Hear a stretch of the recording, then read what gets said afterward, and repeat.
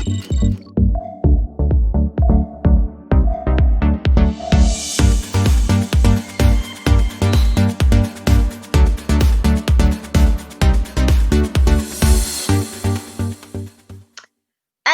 hello, guys. We are live today. Great Monday afternoon. It's nice and sunny in Melbourne.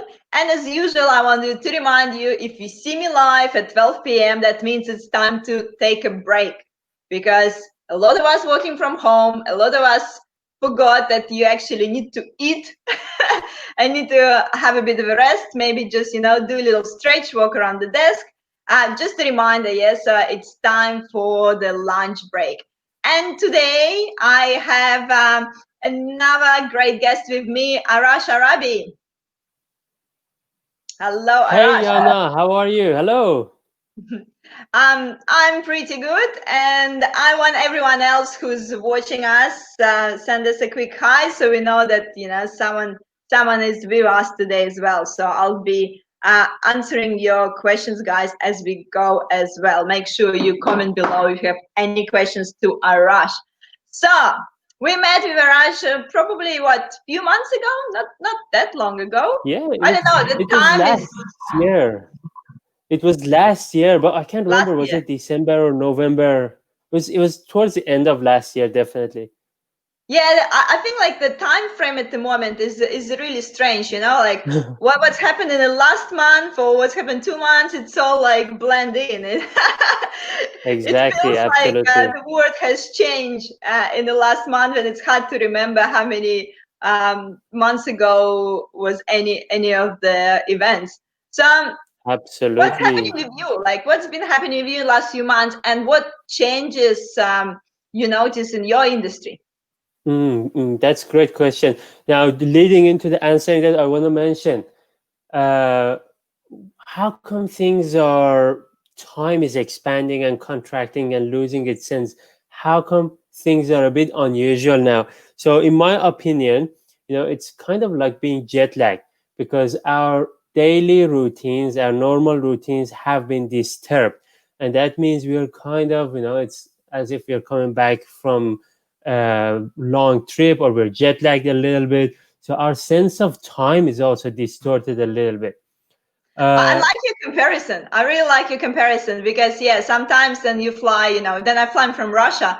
I know, like, one night after my flight, I need to take like sleeping pill to sleep for 12 hours, and then I'm back to normal. Otherwise, I will be like waking up in the middle of the night. I like your comparison. I feel like, it's actually similar thing happen. Like you feel like you need to take this like a little break before adjust to the new routine.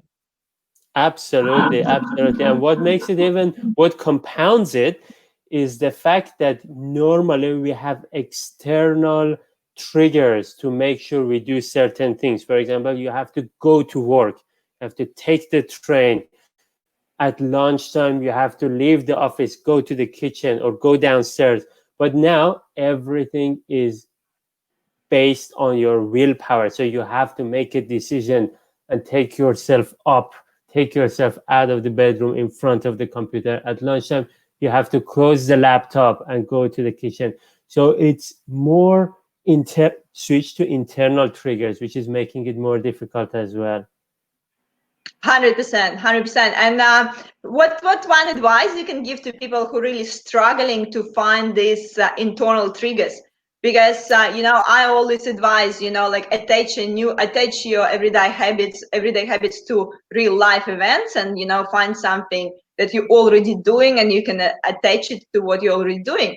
But as you mentioned, yeah, so you don't need to catch a train in the morning anymore. You don't need to, do some activities, go to a gym in certain times. So how do you find these internal triggers?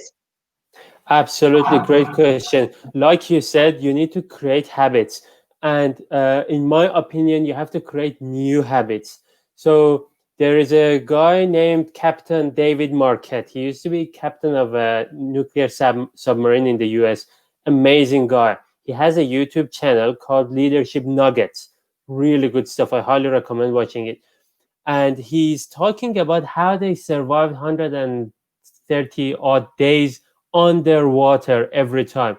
in a submarine, you don't have windows in submarine. You don't see sunlight. It's even much worse, and it's very cramped together.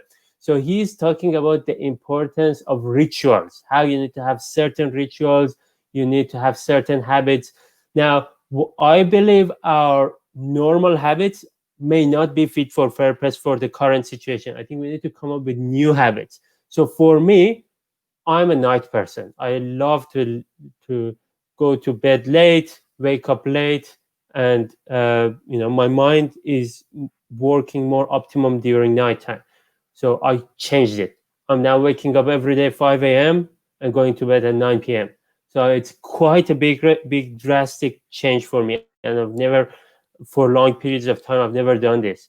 But I have found this very helpful because I wake up in the morning, I go do a little bit of exercise, I sit in front of computer, do a bit of work, then go out for a run, get some sun, then come back in and start my work day.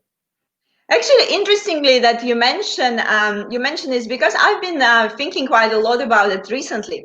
Because I'm always been a night person as well, and about 2 years ago, I gradually changed it, but I didn't change it to like 5 in the morning. I changed it to 9 a.m. Simply never wake up after 9. Yeah, so no sleep-ins anymore. And during the week, I usually still wake up like 8. Definitely not 5. But even this shift, I feel like it's a big shift for me in terms that I used to be the most productive between 10 p.m. and midnight. And sometimes I still feel like I get this hype and I can do so much work between 12 p.m. and midnight. And I always question in my mind, should I stop myself and force myself to go to sleep? Or should I just roll with this? Because naturally I tend to be productive in this time. What do you think? I think you gotta experiment. So for me to come up with this pattern, it took me around 2 weeks of experimentation, and I experimented various things. I experimented going out. I experimented even sitting and working in the balcony. So I would wear a jacket and sit and work in the balcony. But this is the most effective way that I found works for me now. So past almost 2 weeks now, I've been on this pattern, and it's been really good. Yep.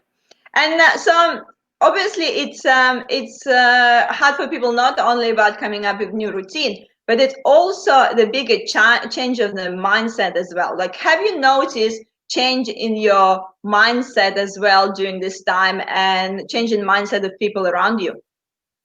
Oh yeah, absolutely. So especially with the things that are happening externally, like with all the suffering that's happening and all the hoarding that's happening, it made me thinking of how different communities react to this stress. I believe times of difficulties are times of growth. If I look at my personal life or other people that I know, their biggest times of personal growth were their most difficult times. So when they lost someone they loved, or when they had, say, for example, a personal family issue or something, or when they lost a job, when there was something very difficult in their life that triggered them to grow and become better. And I think that's happening now on the society level. So I think it's a great opportunity for the societies to look at what's happening this time of difficulty, this time of suffering, and how can we grow? How can we be more compassionate? Why are people hoarding? What's in their mind? How can we be more compassionate with them and think like them and understand them? So And that's some of the things that I've been thinking about. Yeah. It's exactly right that you mentioned that it's the difficult time is the best time to grow, because if you think about the standard model about comfort zone, learning zone, and the mastering zone, so we kind of all been kicked out from the comfort zone anyway. So might as well, instead Absolutely. of trying to go back to comfort zone, might as well start learning. So Absolutely. any your best strategies of thriving in current times of uncertainty? Absolutely. So I think definitely experiment. One thing I would say is to think clearly. You need to have physical activity. So when we are in the office, we move from meeting to meeting. from one meeting to another meeting, the fact of you walk out of this door and go to the next meeting, even if it's back to back, that's resetting your brain. But here we are finishing one Zoom call, going directly to the next Zoom call. And offices are large, none of our homes are as big as offices. So just going to the bathroom is a bit of walking, basic things. It forces you to walk.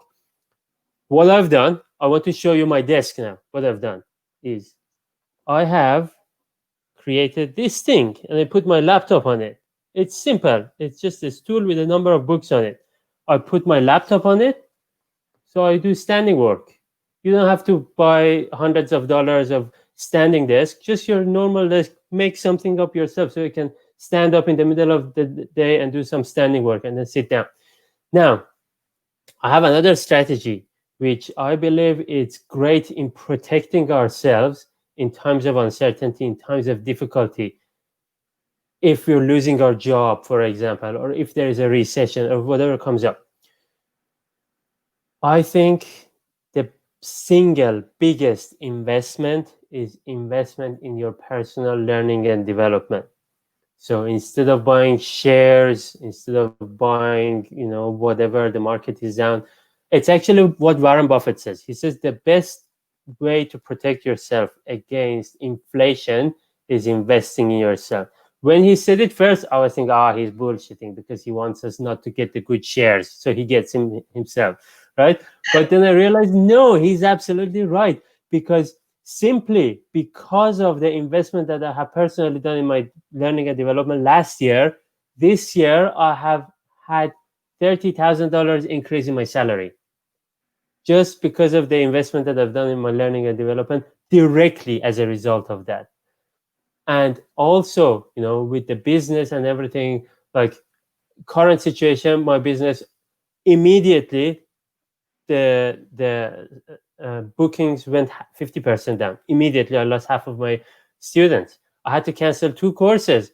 But because of everything that I've learned, I came up with different strategies, different marketing strategy, changed my Google AdWords, changed my website, changed my marketing message, changed my LinkedIn strategy, and it's back on track now. Sales are back up. Yeah, now 100%. Like, I totally agree with you with investing in yourself. Also, I did bought some shares. I must say. No, shares, you got to diversify, of course. Of course. A little bit of share, a little bit of gold, a little bit of cash, and a little bit of investment in yourself. But yeah, I like the idea of the standing desk as well. I like the comparison of actually changing your physical where you physically in your room that switch the activity. Also, I think another really simple thing you can do is set an intention for every next activity. Then you finish activity, instead of just jumping from, as you said, from one call to another, is actually stop and set intention for the next activity. So that helps me sometimes, that I can't really physically, change the position, or I'll just try to change it kind of in my mind and send a different intention for the different activity. Mm-hmm. So Absolutely. What have you noticed, one positive transformation within yourself in the last few weeks? I think, that's a very difficult one. I think I'm a bit more calm. I would have gone crazy in situation like this. It's very difficult for me to work from home. I'm a lot less effective, a lot less efficient when I work from home. So the fact that I could adapt to this new situation, the fact that I'm not going to the gym, I'm not going to taekwondo, I'm not walking about an hour per day, and I'm still healthy, and I'm still not overeating. That's fantastic. I would have never imagined I could not go to the gym and not go to taekwondo and have my sanity in check. But I did keep my sanity. So we have a few questions here. Seems that people work harder trying to read people over the screen instead of person. Any words on that?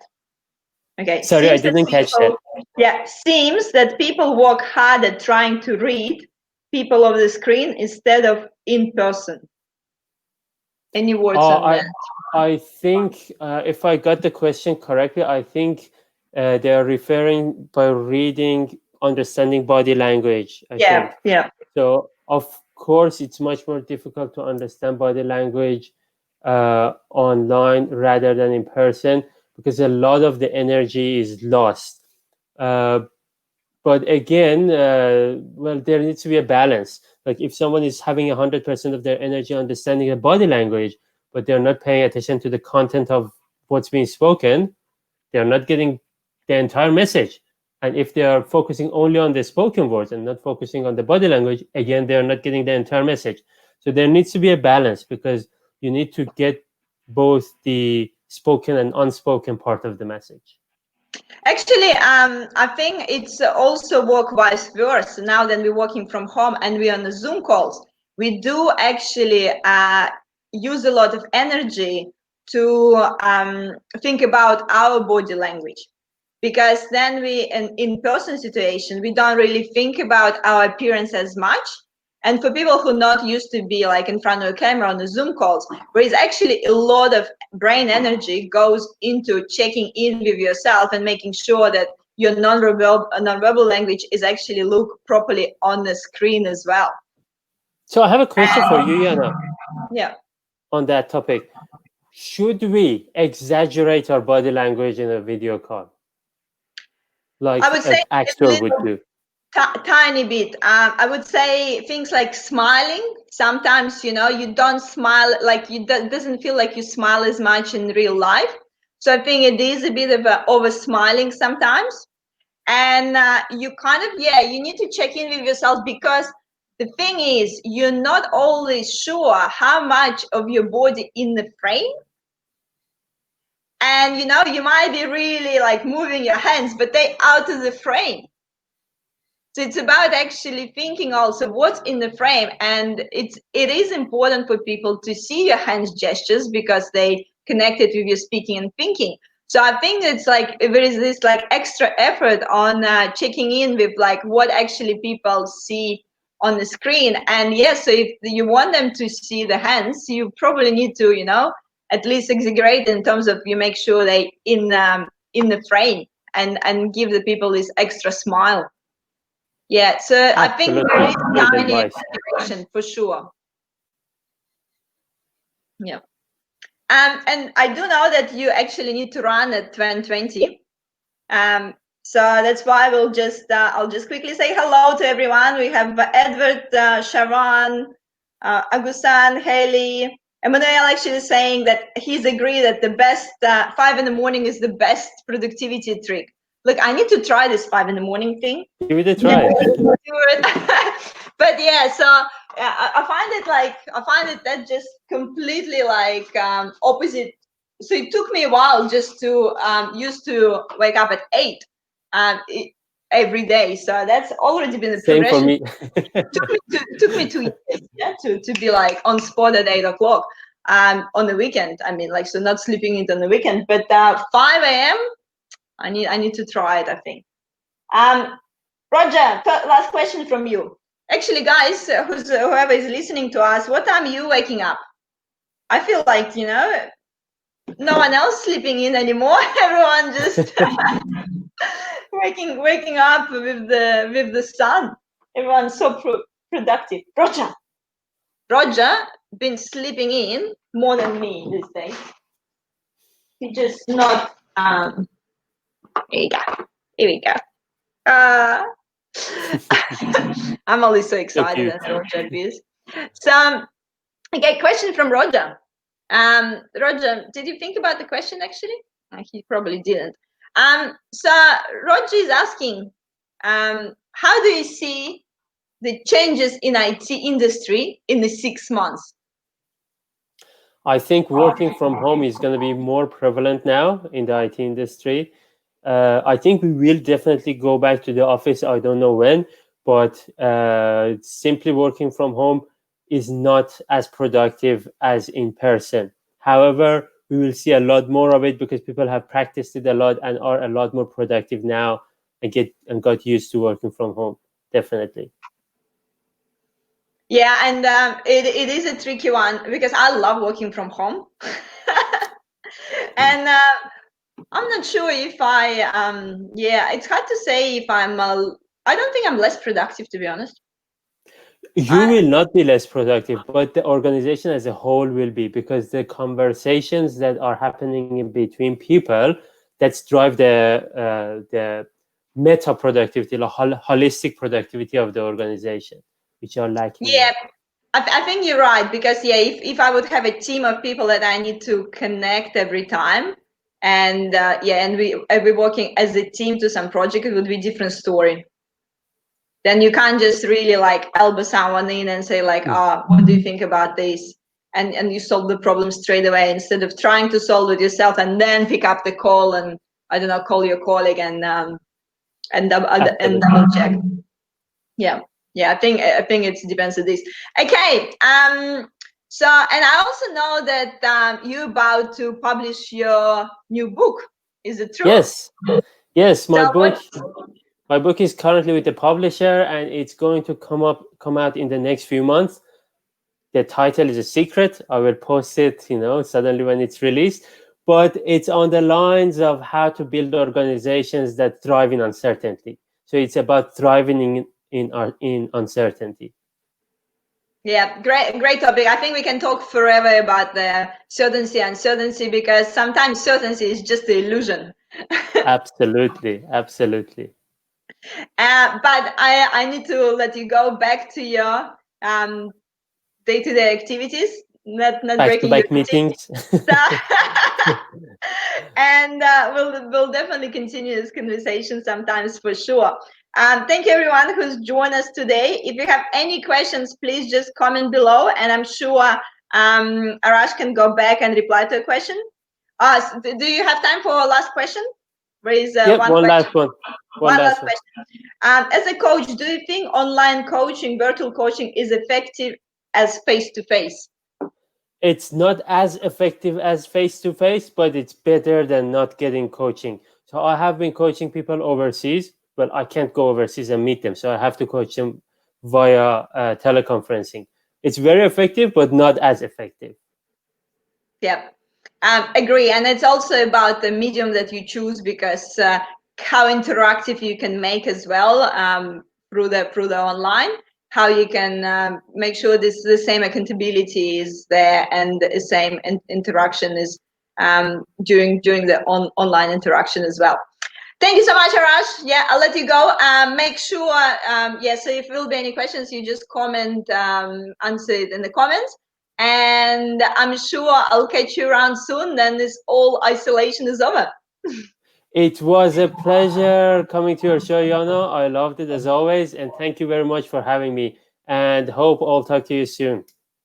Thank you so And much. see everyone. See everyone. Thank you. See you. Bye. This one's better.